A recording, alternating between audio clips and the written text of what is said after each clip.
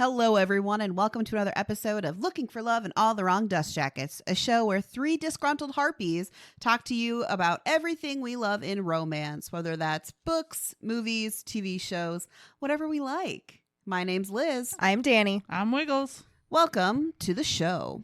Today we're going to talk to you guys about a new-ish movie on Netflix called Love at First Sight. Came out in September, so still pretty new. Oh, yeah. But before we get into all that, we got to start out with the warning. We do it every time. We do it just to make sure everybody knows that we are crass and unhinged. We use all the four-letter words, and we talk about all of the naughty times, though not much in this episode because there wasn't really anything in this movie. Yeah, this one's pretty safe. So, you know, we're still going to swear at you, but you won't have to deal with, like, the minutia of the sexies. Minutia of the sexies. I want that on a t-shirt. I couldn't wear it in public, but I want it. Anyway, what have you guys been up to? Get me caught up on your lives. I will begin, apparently, as they stare at each other. So I read Manacled by Sengling Yu, which is a Draco Hermione fanfic, which is all over the TikToks and the other stuff. And it's really good. It's very dark, though. So massive trigger warning for everything in this book. It is obviously a Harry Potter fanfic, but it also takes a lot from The Handmaid's Tale, especially like the forced surrogacy aspect of it.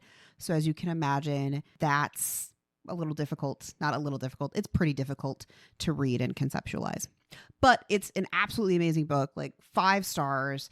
Oh, you got to read it. I'm telling you. And then I read Pucking Ever After Volume 2 by Emily Rath, which is the second like set of epilogue novellas for her Pucking Around universe. Some of them were kind of, you know, like whatever, they exist, but the ones with Mars and Caleb, If You Know the World, oh, so good. Anyway, that's what I did. I guess I have been binge watching over again because I've seen them all. They're my stories. But on TikTok, she's actually an author. It's C.M. Alonji. She wrote a book called Citadel, but she made a TikTok series. It's skits, and it's the Cafe Latte, and it's a cafe in Minnesota that is owned by a fairy, and all the weird shit they get into and everything. And she curses Karens just for the fun of it because she can, because they are in her domain, or they're stupid enough to pay for it with a credit card, and they're being assholes. So that always is really interesting and funny to me. That's pretty much what I did. I've been boring. Wiggs, what about you? I have been listening to The 100-Year-Old Man Who Climbed Out the Window and Disappeared by Johannes Johansson. Or Johannes Johansson. Either way, that's a lot of repeating sounds. Anyway, it's kind of like if you took, I don't even know how to describe it. It kind of has a storytelling style of like Forrest Gump, where this guy is involved with these very iconic moments in history, but also at the same time it's told in this very casual way. He's kind of a sociopath, so that it's like, it's also really complicated because there'll be things like a murder and he's like just real casual about it, and you're like, bro. And he's 100 years old and so he's supposed to be the sweet old man, and he's not. There's a lot going on there. Check it out if you want a complete break from romance, because it's not it. Sometimes we need the break from romance. Yes. I think I'm reaching that point. I'm getting a little a little too deep. Anyway, let's talk about romance, eh? Yeah. And we'll actually be talking about a very delightful movie. Yes. So Love at First Sight, our movie here, is based off of the book The Statistical Probability of Love at First Sight by Jennifer E. Smith, which I believe won or was nominated for Goodreads YA Book of 2012. Yeah, it came out in 2012. Wow, I didn't realize it was that old. Yeah. It's a way better title than just Love at First Sight, I gotta say. I mean, I agree. It's not even a long book. It's only like 230 pages, according to the Goodreads. I don't have it. It's on Kindle. I don't know. Oh, well. I don't know. I would, if it's on KU, I would probably read it. We'll I find liked out. this movie enough that I would go back and read the book retroactively. The movie is delightful. Well, and you don't know how much like the movie sticks to the book. And yes, it is on KU. Oh. And it's only like 200 pages? Yeah, you That's could an read that in no afternoon. time. It is an afternoon. I do have space for it. Huzzah. Huzzah! I have so many things that I download off of KU and I just keep it there until I finally read it. Like I have the Poppy War and I'm like, when the fuck am I going to read the Poppy War? Honestly, I have so many of those kinds of things. And then worse yet with this like stuff your Kindle thing. Yes. I'm constantly like, I don't know when I'm getting back to that book. I'm going to forget what it's about and why I thought it was interesting. And then I'm going to be like, what the fuck is this? Yeah. Yeah, same, actually. Because the problem is I'm not a single format reader. I'm not an e-reader or a physical book reader or audiobook. I do all of them all at the same time. I do too. I will do an audiobook and one form of other book, but I won't be like reading a physical book and a Kindle book at the same time. I mean, I'm reading 7 books right now. That's too much. Yeah, I can't do that. I'm almost always listening to some sort of audiobook. Whether I've listened to it before or not is a different thing because I fall asleep to them every night. So I listen to those like all day today in between. Like when I was on my breaks and stuff at work, I was listening to The Green Mile. I can't tell you how many times I've listened to that. And it's just because I happened to throw it on when I went to bed last night. I need to be better about reminding myself to listen to the audiobooks I've started because I've been in the middle of this one for a while now and I like it. But every time I reopen it, I'm like, what the fuck is happening? When I have that problem with audiobooks, I usually just go back a chapter and concede that I'm going to have to sacrifice that time multiple times. The worst one I ever did was The Count of Monte Cristo. I was going through the lexicon of Dumas. Like, which one? And all of his books are written in serial form, right? Yeah. And so like when they do the unabridged, don't do that, abridge them because here's the thing, it just repeats the same thing to make sure you're caught up. So it's like the beginning of television episodes when they used to be like last time, you know, and so you're like I don't really want to listen to this again, but I don't want to skip too far ahead because every time I would, I'd be like, I don't know what the fuck's happening. So. The Green Mile was originally written as a serial. Did they abridge that shit? Yes, they did. See, this is what I'm saying. But anyway, let's talk about this movie. Yeah. Wiggles, why don't you tell us about the movie? Okay, Danny. Okay. So in this movie, I'm sorry. Usually Danny does the overview. So to have her just be like, nope, was pretty funny to me. that's why I decided to just go with it. She also killed me with her eyes for just a second. So in this movie, we have 2 people who are moving towards the same destination in space and time and are destined, it seems, to fall in love with one another. We have the character of fate intervening frequently to make sure that they come together and find themselves in the same space. So when they meet at an airport, she has already missed her first flight. Her phone is constantly dead, and she goes to plug her phone in at one of the stations, finds that it's dead, and then finds herself face to face with our cute boy Oliver. And he is happily willing to share his technology. And from that first face-to-face meeting, they're like, ooh, chemistry. And from there on out, they continue to get to know each other little by little and have a ton of forced proximity situations, again, intervened by fate or a fate-like character. Then after a approximately 7-hour airplane ride, they go their separate ways and have to struggle with whether or not it's worth getting past the slightly insurmountable odds of not knowing each other's full names, phone numbers, social media, anything, to get back in contact with one another and see if that little spark they felt on the airplane is real. And I think everything else is the details we'll get into as we talk about it. So you mentioned our Fate character a few times. So played by the lovely Jamila Jamil. Amazing. Yeah.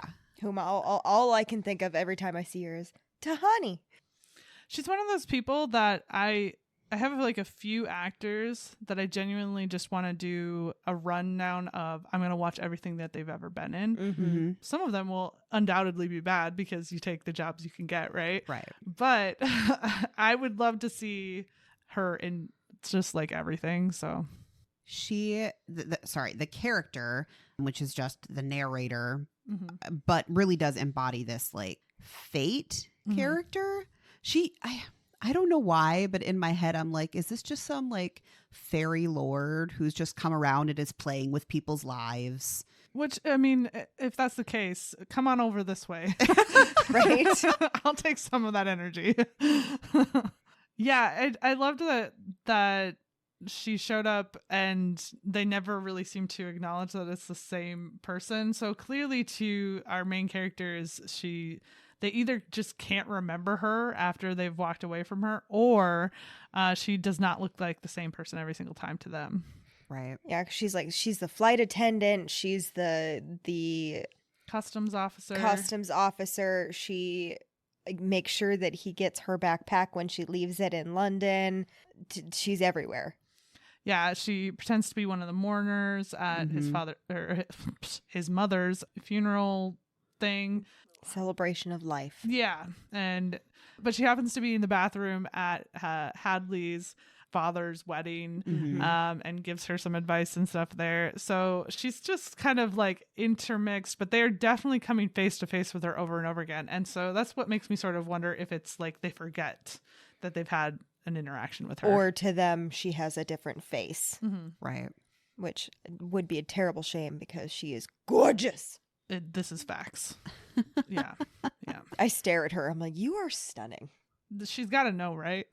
Oh, yeah. Like, you can't walk around looking like that and not know I'm the hottest thing on two legs. I mean, everybody has their own insecurities and Right. everything, but she's got to know she's gorgeous. I will say though, if you've ever like followed the actress Jamila Jamil like on social medias and stuff, she is a massive advocate for pushing back against diet culture, because she had a huge problem with some sort of eating disorder. Oh. So she's a pretty big advocate for women's rights in general. Mm-hmm. And I didn't need a reason to love her more, and now I do. Yeah. Most of her Instagram is just like, oh, this diet fad, fuck that. And here's why. One of my favorite trainers on TikTok, half of the content she makes is tearing down celebrities who like have their own diet. She's like, oh, really? Really? That's what we're going to do? I don't think that's what we're going to do. She's like, there is no dirty food. Clean food is bullshit. Like, all food is good. Shut up. I love her. Mm-hmm. Shout out. If only I remembered your TikTok name so I could actually give you a shout out. Sorry. But yeah, getting back to our plot here, I do think Hadley feels like a very realistic character. Mm-hmm. I think a lot of times in rom-coms, you'll have these fumbling, like, romantic female leads that are like, oh, she's perfect if she wasn't so clumsy, or like whatever it Right. is, you know? But she just felt like a real person that you would sit next to on the plane. Mm-hmm. They are pretty much the antithesis of each other, which I really enjoy, because he's almost always on time. His phone battery is always full. He is constantly trying to predict everything because he fucking hates surprises, because they were surprised by his mother's cancer when he was little and trauma. But she's the antithesis of it, where she literally missed her first flight by 4 minutes. I will say I have been there, but that was kind of the airline's fault because they made me sit on the tarmac. So I just missed my connecting flight. To your point, though, I think at the surface, they are opposites of each other. Yes. But one of the things that they are both dealing with in their own ways is a version of a loss of a parent. Mm-hmm. Yes. So Oliver is dealing with his mother's cancer has come back and she is dying, and this celebration of life is actually just her memorial service, but before she dies, which sounds like a really good idea. Yeah. By the way, kick ass. Let's do it that way. Yeah. Whereas Hadley is dealing with not losing her parents like to death, but her parents getting divorced. Her dad now lives all the way across the pond in London and is getting remarried.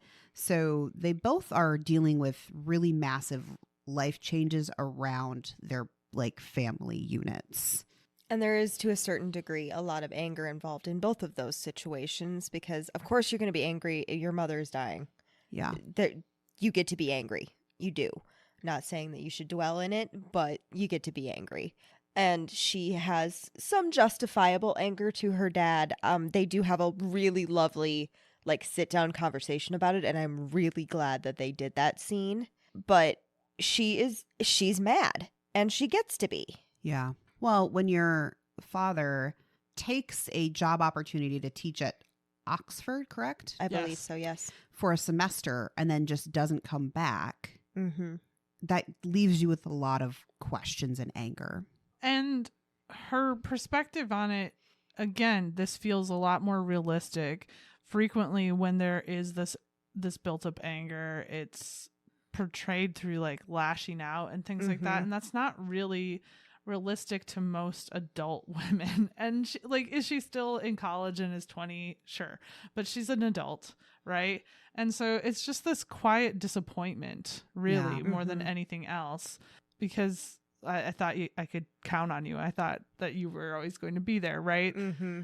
And so when she does describe this to Oliver and everything that's happening, she's like, has the same energy of it is what it is. Yeah. You know, like, Mhm. just, am I happy about it? Fuck no. But this is what my life is now. So, like, you got to just do it. And she is lashing out to a degree. She has a plan to lash out because he gave her a very specific book for her to read because he thought she'd really like it and everything. And her plan was to give it back to him completely unread. And while it's not the, like, I'm throwing things through a window lashing out, it's a petty lash out. I don't know that I would call it lashing out because she's basically saying you've interrupted our tradition Mm-hmm. of our lives. Yeah. And you want to hold on to this specific tradition. And I don't know that I do. And I'm entitled to not want to have things with you that I previously had because you have taken away the stability of all of that. Well, I don't know that that's lashing out so much as just saying, I am not going to participate in this with you until there's trust built up again. Mm-hmm. Well, and there's also a moment or like a thought process of you, father, don't have time for me anymore. Mhm. So Mhm. why am I supposed to make time for you Right. in this tradition? Right. Because the way she talks about it, it's not just that he moved to England and she had less time with him. She said she basically hasn't seen him in a year. Mm-hmm. Right. And with the modern technology that we have, that's unacceptable. Absolutely. Well, especially when they didn't have a conversation before he left Mhm. of this, whether it's a permanent move or not, but we're not going to be together anymore. Mom and dad aren't going to be together anymore. And we do get that one really good scene. It's short, but it's so impactful of like a flashback of her remembering when they were talking about it, right? Like everybody was in the kitchen, Hadley, mom and dad, and she is like, hey, be excited about it. You're going to be gone for a semester. That's not that long. I'm in college, but go have fun. Enjoy England. Teach at Oxford. That's amazing. And both mom and dad are like, uh-huh. It's just... Well, and actually Mhm. what she said, because I think she was still in high school at the time when he Mhm. left. And she said, oh, that's cool. I always wanted to do a semester abroad because she thought all three of them were going. Right. Yeah. And then mom says, well, no, Hadley, you and I are staying here. Yeah. And it's heavily implied by the looks that they give each other that they are very much aware that they are getting divorced at this point. Yeah. At the very least, they're contemplating a separation. Right. Using that as an opportunity to like see if separation is going to be a good Right. idea for them. Well, and we only get to see such short glimpses into both Hadley and Oliver's lives Yeah. that we can't possibly know every interaction that they're having. But it also feels like her dad sort of bailed on some of the conversations that needed to happen. Yeah. Not just in, I didn't really talk to you about the fact that this was really ultimately us leading to divorce, but also I didn't talk to you about what all of this would mean for you and mean for you and me.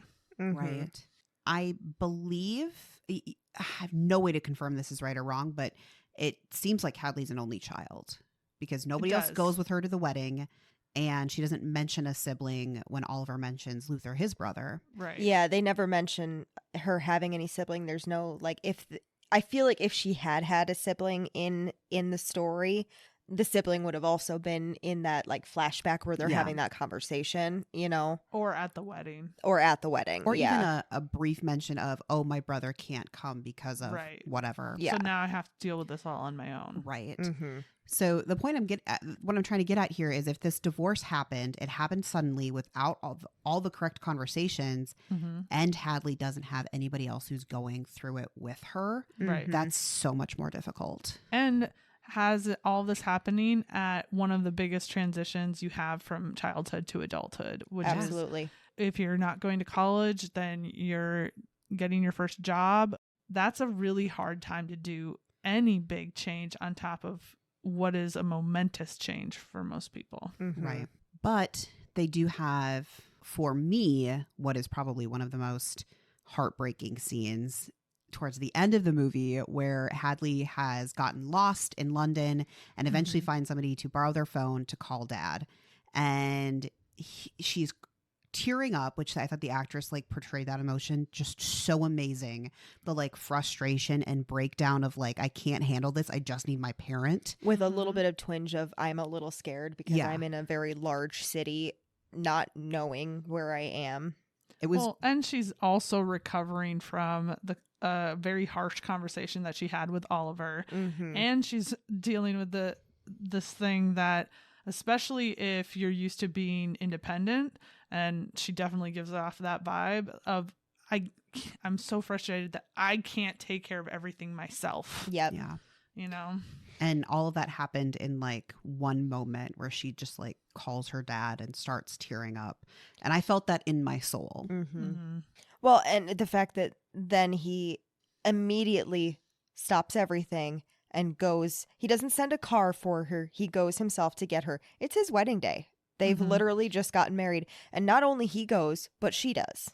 Charlotte. Charlotte is the exact opposite of every 90s stepmom. Yes. Absolutely. I fucking love her. I cannot imagine how stressful it is to have your wedding and to meet your now husband or, you know, fiance's adult child for the first time at said wedding. And yet the entire time is just like, oh, honey, we put too much on you. You got too stressed out. We wanted too much from you. It's okay. I'm here. Do you want a bite of my sandwich? What do you need? I think she's able to tap into letting that go, and letting go that her wedding isn't perfect because they are an older couple. They have the Mhm. maturity of going, it's not about the perfect day. It's about me making a commitment to you. And Right. at the end of the day, if we've successfully done that, then everything else is kind of okay. But that's not something you have when you're in your 20s and like you have a bunch of people breathing down your neck and are worried about do the flowers go with the rest of the place settings, and is the cake gonna arrive on time and shit like that. Like, and so I think that's why weddings so frequently are portrayed as this thing where everything has to be perfect. But I think more and more as I'm going to more weddings of people who are in their 30s, right? There's this thing of like, it's gonna be what it's like. It's a wedding. It's going to Calm be what down. it do. Yeah. Like, Well, relax. I also think you have less the older you get of the like the parents Yep. also influencing that. Yep. Mhm. Yep. I Yep. did That's a also, big thing. another big thing about Charlotte, I love that she, even when like they had just finished the wedding, he was talking to Hadley and they wanted Charlotte for something. She had just been introduced to Hadley and she was like, whatever, I don't care. I'm talking to the guest of honor, because she was so excited to meet her. Right. And she literally from the moment you set eyes on her was doing nothing but trying to make Hadley comfortable in the situation. She was wonderful from the very Yeah. first. and looked fucking stunning in that wedding dress. Oh my Oh my god, that God. dress was stunning Right? And so simple. well, it was also age appropriate. Yep. Yes. But managed to look very sexy, Mm-hmm. but also Mhm. very elegant. Mm-hmm. Like whoever the costume designer is. Yeah. His suit was also tailored lovely. Well, It was a good suit. my husband said it was too tight. Well, that's Pappy. Oh, all right. I don't know where to go from there. Oh, I was talking about the conversation though that Hadley and her dad have, Yes. which feels so real. Mm-hmm. Like it feels like he's not trying to like just placate her, right? When she asks, "Why did you leave? Why didn't you fight for us?" There's that really. It's just a simple line of, "It's really complicated." And I like that he was forthcoming and honest with, I don't really have a good answer. Yeah, he didn't make excuses. No. And he really talks cleanly about the fact that it was not something where either one of them necessarily mistreated each other, but I'm trying to remember his exact words, but it's something along the lines of, you have to keep fighting for each other, and we forgot about that. Yeah. We stopped doing it. Right. Essentially. Yeah. Which is what basically every couple that breaks up where there isn't a partner who has done something abusive say, that it's just at one point we weren't doing the work, you Mhm. know? Well, and also if you listen to like couples that have been together for a long time, that's what they say is, we keep trying. Mm-hmm. Mm-hmm. Well, okay, I'm gonna have us rewind time, kind of like they do in the movie, and back up, and I guess let's talk about the perspective that Oliver is coming from. So Oliver we've talked a little bit about the fact that he is very anti-surprise. He tries to mitigate risk with statistics. Mm-hmm. At one point, we do find out that his thesis that he's trying to prove is, can you statistically predict love at first sight or something like that? Yeah. Or true love. I can't remember exactly what it was. And he's just trying to control every aspect of his life with facts and figures, and not living in the push and pull that is life that you can't predict. Mm-hmm. Right? The roller coaster is going to keep going even if you know the speed it's going at. Yeah. And he's gotten this way, one, because he's good with numbers, which, like, good for you. You don't have to rub it in the face of us big dumb math idiots. I don't know what you're talking about. I'm actually pretty good at math. I'm specifically targeting myself with that one. Oh, I know. But he's also coming from a very creative family, and so he's like the singular right brain amongst left brains. Yeah. and is dealing with the fact that his mother is taking her own diagnosis, in his mind, less serious than he is, and has chosen, rather than to continue her treatments, to live out the rest of her days the best that she can, Mhm. including having this ceremony where basically her friends and family are performing for her, and telling her the things that they want to say or would have said at her funeral. All Shakespeare themed though. Yes, I forgot. That one's very specific detail. Yeah. But they do a really good job of showing you how loved she is, but Mhm. through the people and their performances. One of my favorite parts of the whole movie, honestly, is there's one guy who's struggling to get his speech out. And he's like, I worked really hard on this, I swear. And, he's just up there giving his best. And you can tell that guy that's not his cup of tea. No. But cares enough to try. I really loved Oliver's mom and dad, Val and Tessa, I believe. I think so, yeah. I think so. They are the actors. I don't know if they know each other or what, but they portrayed like a loving, slightly older married couple so well. Yes. There's a particular line where he was talking about, that when he first met her, he was playing Richard III, and he goes, wonderfully, and she goes, terribly. And it's such a, married older couple thing, and my little heart went pitter patter for that, specifically that line, which is an awkward little line that I was just like, oh Yeah. Well, and the speech he gives talking about just why they're there and how she ends up finishing it, that it took all my willpower not to just like have a good old cry fest. I Yeah. had one. Because she gives a little speech about, there's no rules to the day except you can't leave without saying goodbye. Yeah, no, I burst into tears and had to pause the movie for a second. I was like, oh my God. It's very clear that there's a part of him that also would love for her to keep fighting to stay alive, but he's going to respect her wishes because he loves her enough to say, like, yeah, we're going to give you whatever you want. Yeah. Well, she does mention it when Oliver like brings this up to her, and she's like, to what point? Yeah. To live another 9 months, maybe? As opposed to 3. Right. And those 9 months would be spent in misery. Right. And he has almost a moment where you can see like the little kid coming through where he says, but you'd be here. I'm not crying, you're crying. It is a really emotional, like watching that whole speech, like the list of people going up there and just doing the random performances. They're all dressed as Shakespearean characters, which is hilarious and devastating at the same time for whatever reason to me. It's really emotional. And they talk about like how many times the word love is used. Well, they do that with the wedding and with the funeral ceremony. And it's a really common thing to compare weddings and funerals because both gather people, right? One gathers them for joy, one gathers them for sadness. And the importance of these collective joys and sadness. And so I really liked the way they compared those because it was not saying one was more important or less important. It was saying it's interesting how we describe love in both moments. Right? Exactly. Yes. I thought it was cute and smart. It was cute. And Hadley, shows up in the middle of this because she thinks it's a wedding.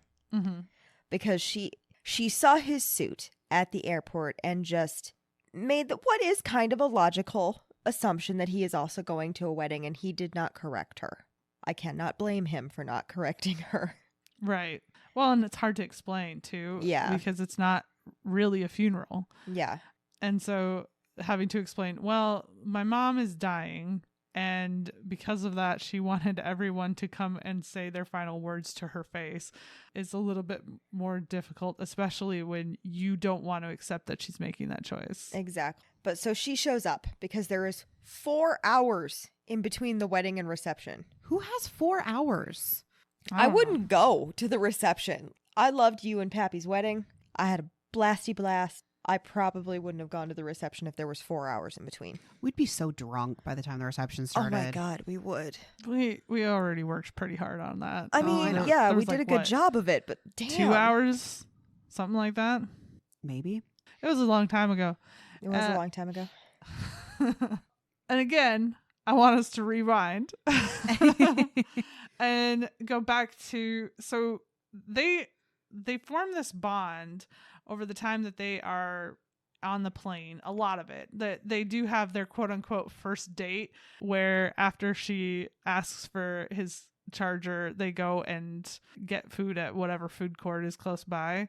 And then fate intervenes and makes his seatbelt break. So he has to go and sit with her up in business class, which she got upgraded to because she missed her last flight. And that was the only ticket she could get on. And there was one space available on the plane when his seatbelt was broken. Yes. And so, well, of course.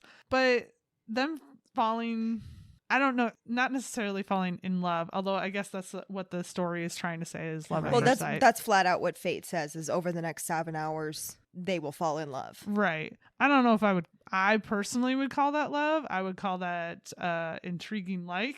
Right. Maybe. Yeah. But they have these great moments of sharing little pieces of themselves. There's this wonderful moment when the flight is taking off and she's not a great flyer. And she reaches over and grabs his hand, and he proceeds to gently convince her not to freak out by asking her a series of questions. And I was like, this is a really cute moment. It was really cute. It was really cute. I was just staring at their hands going, grab it, grab his hand.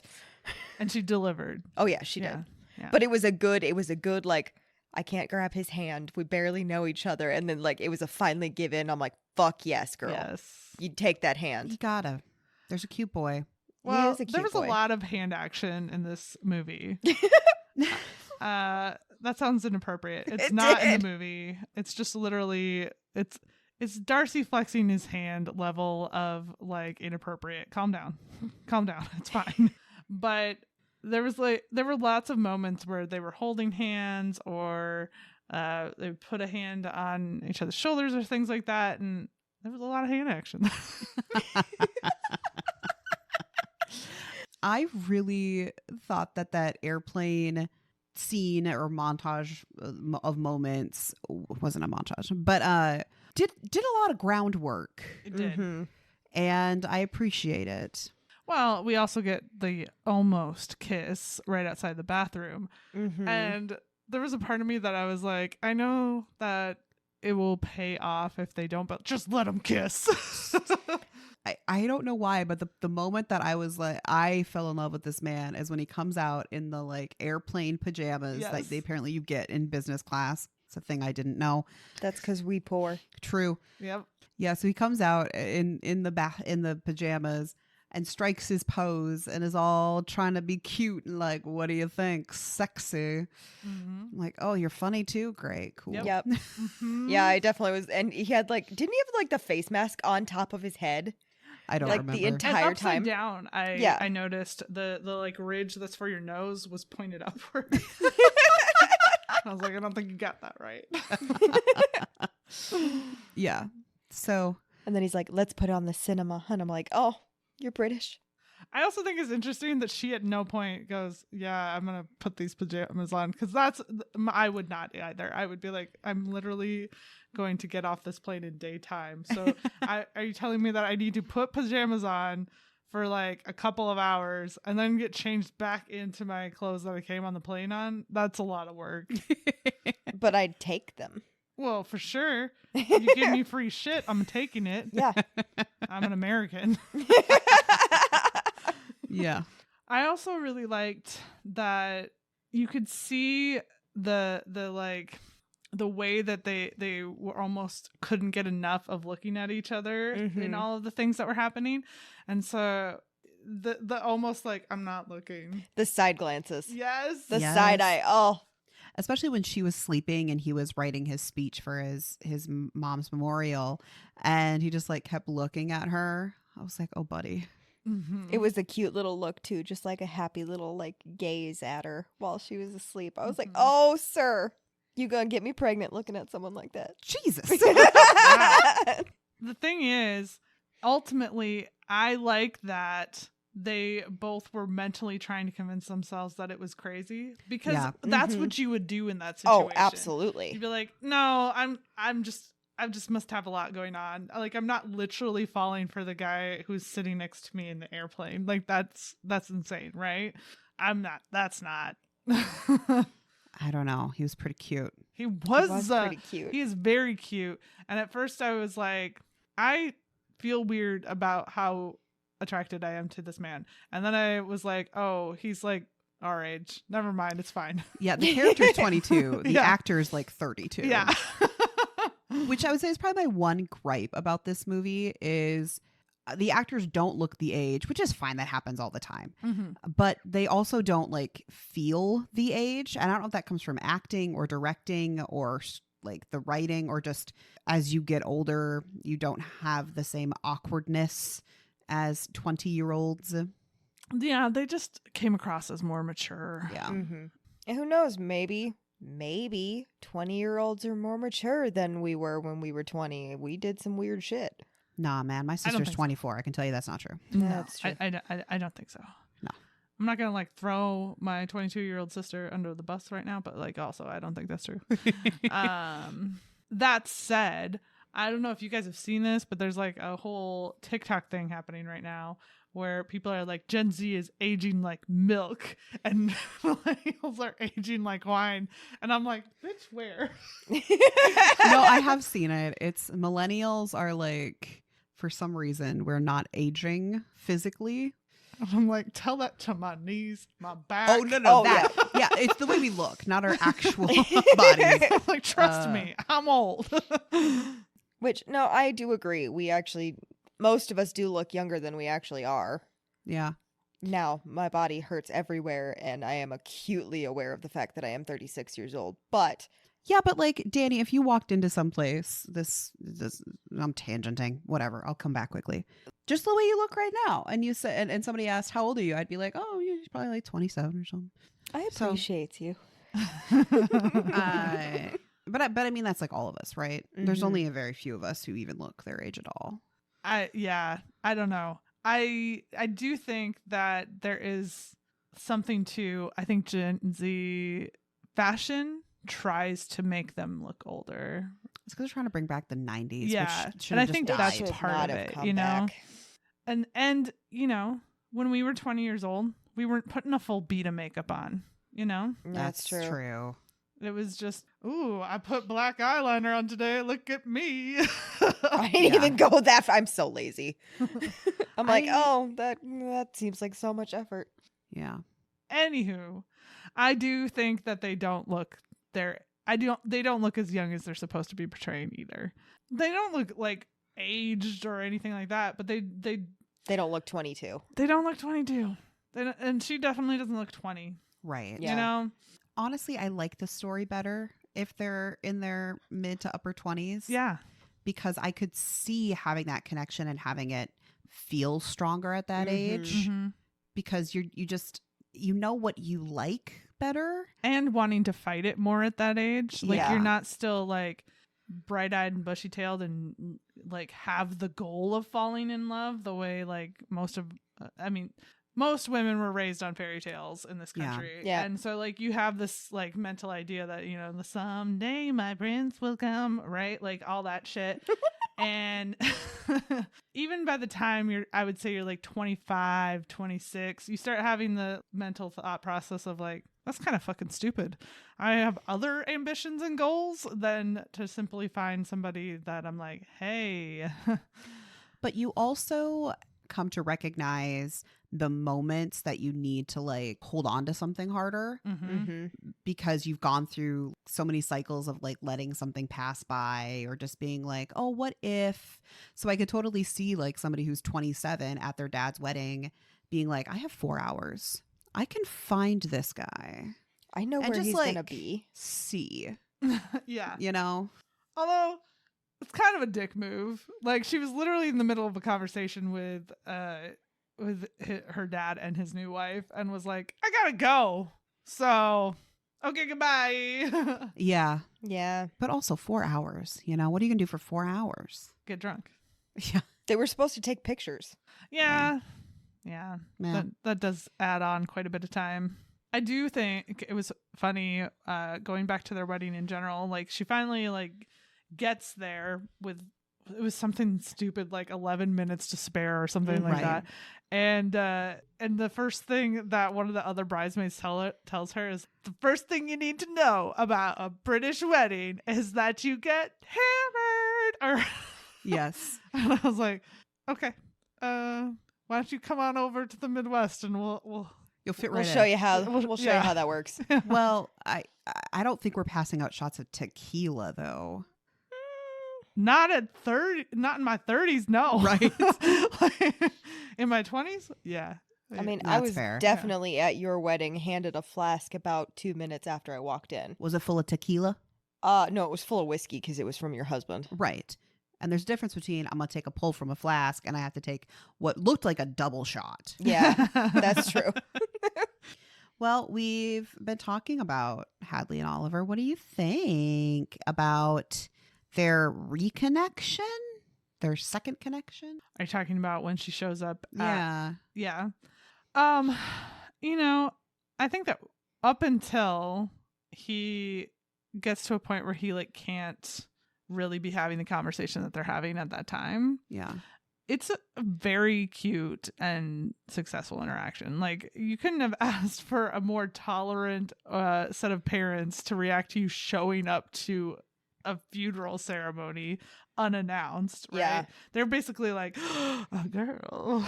That's pretty much what they say. They're like Oliver's friend. Yeah. Tell us more. But I guess the thing that I really appreciated is Oliver, like they went aside and had their conversation, and he tried to kiss her, and she didn't think the time was appropriate, which Was look at correct. you Valid. Yeah. being mature. Yeah.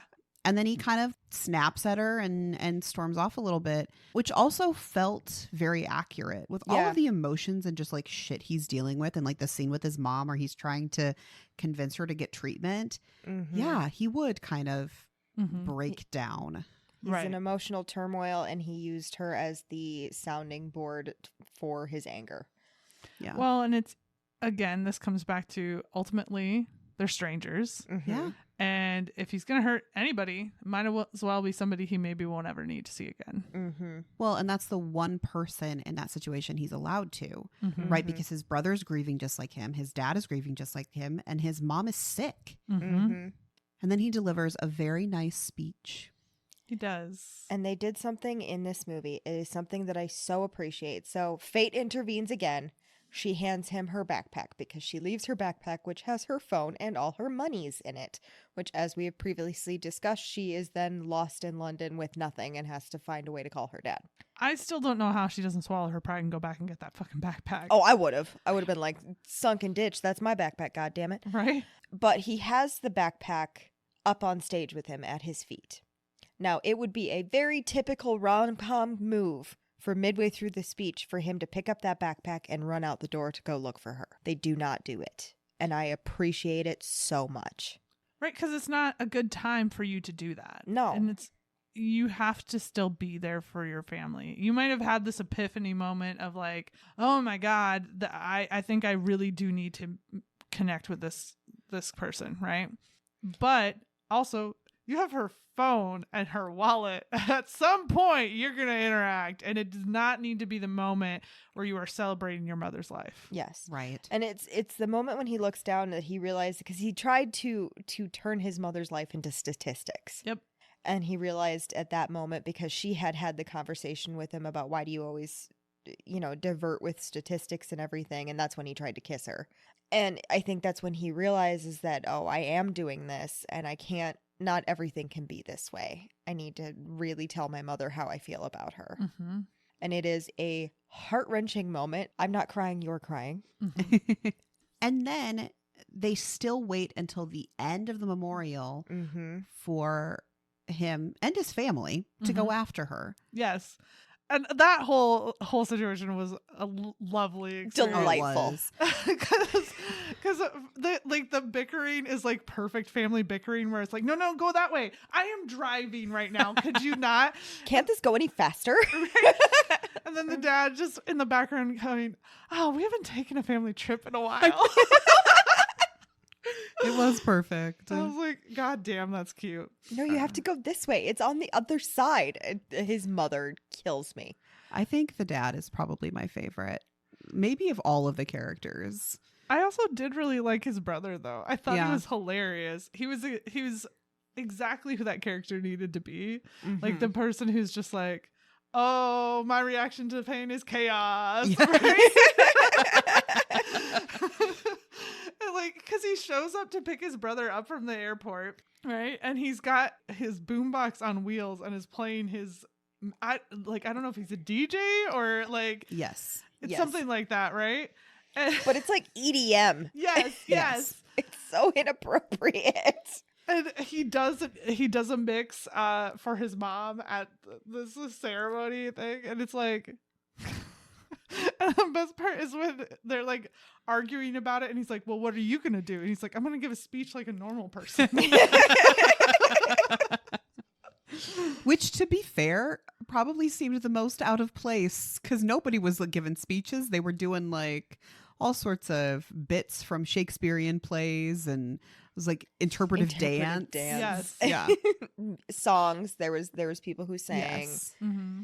And then they finally get together. He finds her at her family's wedding reception. Yeah.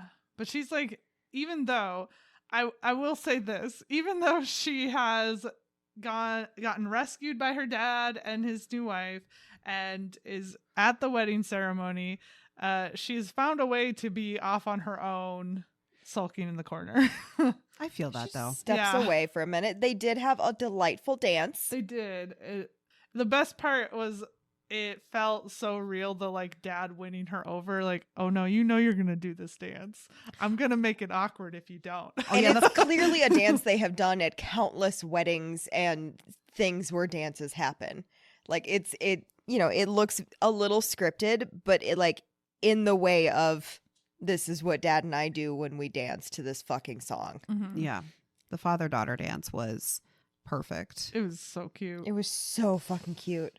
And then she sulks away and Oliver sees her in the window and you're like, oh, a Romeo Juliet moment. And then she walks away from the window and I'm like, you can't do that. I thought the same exact thing. I was like, you can subvert some expectations. That's not one of them. He is not dressed as Romeo, though. He's dressed as Hamlet. Macbeth. Oh, no, right. It was It is Macbeth. Macbeth. Well, so here's an interesting, fun tidbit for you. So recently, I read this article by someone who studies Shakespeare and all of that. And she points out that at no point in any language of the script is it called for there to be a balcony, and that Shakespeare honestly wouldn't know what the architecture of a balcony is. And it's only through our revival of Shakespeare that the balcony ultimately is added to the script. And it's the expectation. You can't do Romeo and Juliet without a balcony. That's fascinating. Oh, that is Yeah. fascinating. So that's a weird little fun tidbit for you. If I find the article, I'll post it on something. I'll make Liz post it on Instagram. I do love Wiggles' fun fact corner. Yeah, fun fact corner from Wiggles. Boop, right there. I will say when they finally, at the end of the movie, you finally get the kiss. Mm-hmm. It was a nice kiss. It was a nice kiss. It was a nice kiss. I knew it was going to be. He's got a good mouth. Were you staring at it? A few times. There were a few. He talks nice. He does talk nice. Mm. You know? He also has a nice accent. There's a quote from the 2005 Pride and Prejudice that stuck with me like forever, but it's when she's with her aunt at the restaurant and she's like, there's something pleasant about the way his mouth moves. That's a deep cut for those of you who watch that movie. I guess so. It's not even, she's not like, the camera isn't even focused on them. It's like one of those weird scenes where it's like coming in from around the corner or something. Yeah. So there you go. Is that the Keira Knightley one? Yeah. 2005. I have no memory of that. Well, I guess you're going to have to watch it. Oh, Oh, shucks. I also really liked when they pulled out of that scene and the narrator has her little overlay of like, and then they got married and they had all these kids and blah blah blah, and Hadley was there holding Oliver's hand when his mom died, and he was holding her hand when she died, and I lost it. Oh, Yep. yeah. I lost it. I was like, oh, you can't just drop that in at I the end. knew. And then in my brain, I was like, Oliver lost the two most important women in his life. Oh no. Well, and you don't know how they sort things out because they're No. still from two different countries. Mhm. Like Well, he's studying. For now, he's studying in the U.S., but like, then what? But you just assume that somehow they figure it out. They do. They do. I mean, she's got a vested interest to be in England and a vested interest to be the U.S. Mm-hmm. No, that ending was very good. Yeah. I like that it informs you that they ended up together, but it's not like, oh my God, I love you. They've known each other for like 10 hours at this point. Well, and it almost makes you wonder because she chooses at the very end to extend her stay in England Over Christmas. over because Christmas. It was, And so how much longer did his mom actually live? They said at one point that it was like 3 months is what the estimate was, but of course Mhm. it could have been Yeah. 3 Yeah. weeks. Could have been 3 months. It could have been a year. Right. Yeah. You know, like sometimes those things aren't as clean cut. And I kind of like that we don't get to know. We just see this very, very short snippet of time. It's less than 24 hours, I think. It is. I think so, yeah. it does also really make me want like something more. I Like, know. there's- I'm like, ooh, Mhm. tell me more about like the afterwards. yes. I want to see their lives together because I like the fact that they go, they tell you what happens, but not really. Mhm. Mm-hmm. But that's also the sort of the advantage of the quote unquote happy ending, right? Is Right. that there in real life there is no happy ending because the story continues on afterwards. Right. Mhm. And so they can keep it nice and tidy when the reality is life is very messy. Yeah. Well, since we just wrapped up talking about the end of the movie, let's wrap up the episode. Not like a condom. That was, But like a bow. yeah. We said that once in like one of the first episodes, and I It's just true. wanted to bring it back. It's just fun to do a throwback. Yeah. What are your guys' spice rating? I mean, There's none. There's none. None. There's a nice There's kiss. tension in the airplane in front of the bathrooms. Yeah. That But- was nice. But even the kiss is more of a romantic kiss, unless like a, yeah. Yeah. Yeah. 0. Big fat goose egg. Yep. Yeah. Romance rating, though. Talk to me about that. I think I'm going to give this a solid 4. Same. I'm thinking of 4 as well because like it's not just them, it's their parents too, and there's a Yes. lot going on there. I Yes. loved the representation of the different couples and Yes. showing the different types of love as well. Yes. Well, and their romance for being only 24 hours, they didn't try to shoehorn like we're gonna be in love now and Yeah. stuff. It was just like I think we'll see where this goes. Let's try this. Like the end narrator says that they got married and everything, but that's not a they got married tomorrow. That's a, they spent all these years together. They got married. They had children, that kind of thing. This was just the beginning of their relationship. And it felt very real and natural. Yeah. Mhm. So what's your overall rating? I think I'm going to stay with the 4 on that as well. Me too. I would definitely watch it again. Is it like, oh my God, I'm in love with it? Not necessarily, but I did enjoy it quite a bit. I watched this with Pappy because I had realized like the day before we had to record that I needed to watch it. And I was like, I'm going to put this on. He's like, okay, I'll just play Switch. And then he just like kept watching it with me. And halfway through, I had to remind him, were you just going to play Switch? He's like, I think I'm good. And we just watched it together. So it was a very delightful, like little romantic date night movie too, that made us both cry. So I think I'm going to give it, I'm wavering between a 4 and a 4.5. I think I'm going to go with the 4.5. Do I it. think I'm going to do it. I'm also giving it a 4.5. I really enjoyed it. I really enjoyed all the people in it. And it made me both have heart flutters and cry, which is a good thing in my book. Yeah, because of the emotions. Yep. Mm-hmm. What would you guys recommend to people though if they wanted more of this vibe? So the more adult version features Sandra Bullock, our rom-com queen, is Forces of Nature. It's her and Ben Affleck, and I think they I don't remember if they, it's been so long since I watched it. I don't remember if they meet at the airport or if they like their flights get canceled and they ultimately end up traveling to the same destination together. So there's that. But if you want to lean more to the YA side of it, The Breakfast Club. Okay. Oh. They have multiple couples who are connecting that are sort of opposite attracts. You have the like awkward teenage, I don't know what to do with my hands thing. So yeah, do you want to go older or younger? You pick. I would recommend One Last Stop by Casey McQuiston. That is a book. She's the same author that did Red, White, and Royal Blue. And this is also I don't know if it's categorized as young adult, but they're in their 20s, I think. And instead of a plane meet cute, it's the subway, the New York subway rail meet cute. And it is sapphic, which is nice to always venture into that sometimes. Mm-hmm. Absolutely. I will say it also has a little bit of time travel in it. So just Oh. if you want like a little bit of like sci-fi, just like a droplet in there. But it's a really lovely book and I like it a lot. So mine is solely on vibes. It really isn't anything like similar as far as storyline or anything. It's just the vibes. And it is Juno. Mm. Okay. The awkwardness is a thing, and it is very much a younger, but they have the they have to have the very adult conversations and everything because they're, a big thing is happening because she got pregnant. And so, yeah, it's purely a vibe thing for me. I'm like, Juno. I love Juno. Fair enough. Well, folks, if you liked this episode, please find us out on our socials at Wrong Dust Jackets on TikTok, Instagram, Pinterest, Facebook, Threads, YouTube. You'll find us out there. And leave a comment. We'd love to hear from people. We'd love to hear what you liked, what you'd like us to do next. Also, check out our website at wrongdustjackets.com to get the full list of things we're going to be reviewing in upcoming episodes, as well as some blog posts for things that we haven't reviewed in an episode. Otherwise, we'd love to hear from you on the Spotify or whatever the hell you're listening to this on. And that's all we got.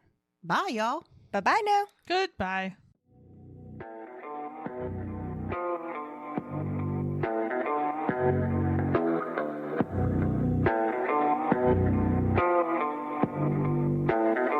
Thank you.